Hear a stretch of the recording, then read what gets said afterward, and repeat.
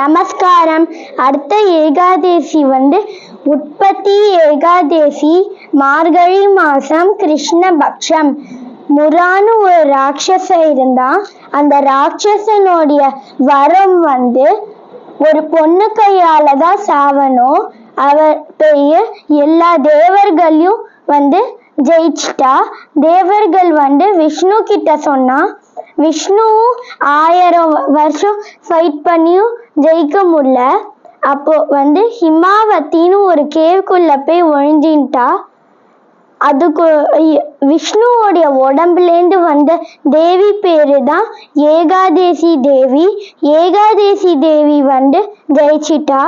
ஏகாதேசி தேவி உற்பத்தி ஆனதுனாலதான் இந்த ஏகாதேசி பேரு உற்பத்தி ஏகாதேசி.